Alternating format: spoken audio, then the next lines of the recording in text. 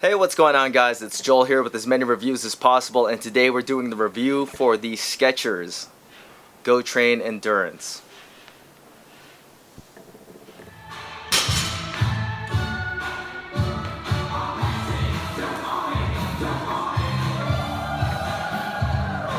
So I know what a lot of you guys are thinking.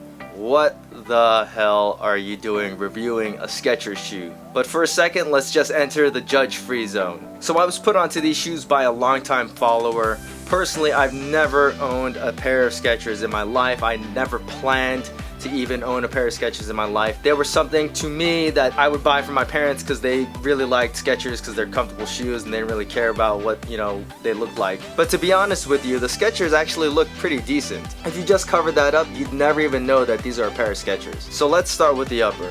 It's a no-sew 3D printed synthetic mesh upper with TPU overlays. It is extremely flexible.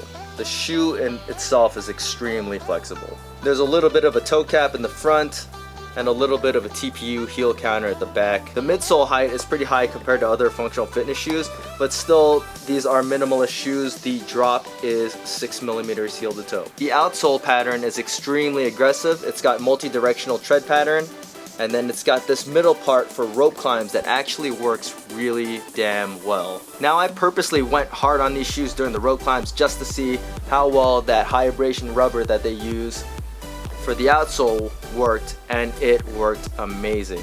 These shoes look brand new. The insole is really glued in there. You can't really pull it out, I don't think, without damaging the actual insole itself, so I'm not going to bother doing that, but you can kind of feel that it is pretty padded. When it comes down to sizing your Skechers GoTrain Endurance, make sure you go with your normal running shoe size. These run true to size, and in my case, I wear a size 9.5. Now, when it comes down to performance of these shoes, the first day that I got them, I put these shoes through the ringer. I pretty much did everything that you could think of doing in these Skechers. I ran, I did 400 double unders, rope climbs, shoulder to overhead, ollie lifting, and squats. And the Skechers, surprisingly, did everything pretty damn well. Better than you'd expect. Though there's a good amount of cushioning in the insole, the midsole does not really depress all that much, and it is actually a pretty stable base. Surprisingly, I could do ollie lifts just fine. They're not the best shoes for them because of the squishy insole, but the midsole, like I said, does not really compress. I had no issues with the front squats. The platform is really wide and stable. Responsiveness is actually pretty good in these shoes as well.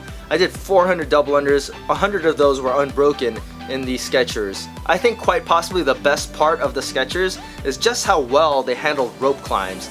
The outsole really grips that rope, and there's no damage to these shoes at all. It looks brand new. The inside does not have any kind of damage. This is a tough shoe. Other than rope climbs, running in these shoes is definitely going to be the strongest suit. These shoes, like I said, are extremely flexible. They're extremely lightweight. That's probably the first thing that you're going to notice when you put these shoes on. In my testing, they weighed only 9.5 ounces per a men's 9.5. When it comes down to it, are these the best shoes for ollie lifting? No, they're not. Are they acceptable? Yes, they are. Are these the best shoes for powerlifting?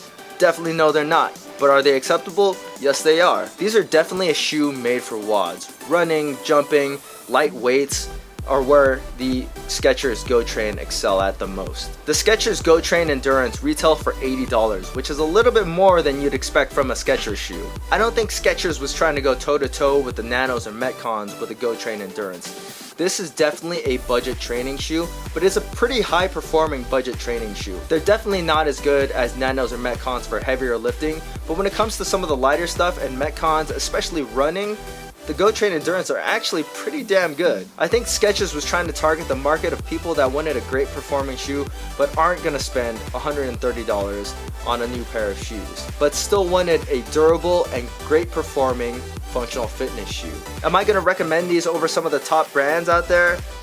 Probably not. But if you know somebody that was looking for an inexpensive pair of training shoes, then definitely check out the Skechers GoTrain Endurance. I know if my mom were to do CrossFit, then these are the shoes that I'd be getting her. If you guys have any questions about the Skechers GoTrain Endurance, feel free to leave them in the comment section. As always, please hit that like button, subscribe, and thanks for watching, guys.